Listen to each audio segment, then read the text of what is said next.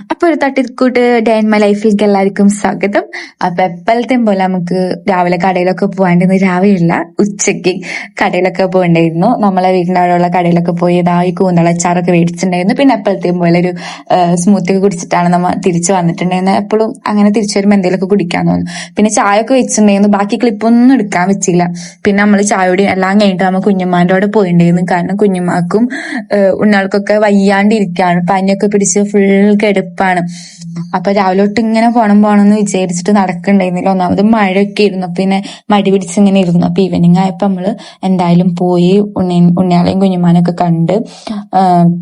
ഫാത്തിമാക്കൊക്കെ ചെറുതായിട്ട് പനി തുടങ്ങിയിട്ടുണ്ട്.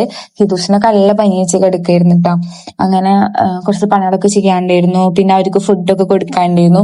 ഫുഡും എല്ലാം കൊടുത്ത് ഫുള്ള് സെറ്റാക്കിയിട്ട് നമ്മൾ തിരിച്ച് നൈറ്റ് ആയപ്പോ വീട്ടിലേക്ക് പോന്നിട്ടുണ്ടായിരുന്നു. നമുക്ക് പിന്നെ ഒന്ന് നൈറ്റ് കഴിക്കാൻ വേണ്ടി പൊറോട്ടയും അൽഫാമും ഒക്കെയാണ് ഉണ്ടായിട്ടുണ്ടായിരുന്നത്. അപ്പൊ നമ്മളതൊക്കെ കഴിച്ചു. അപ്പൊ അത്രേ ഉള്ളൂ ഗൈസ്, ബൈ.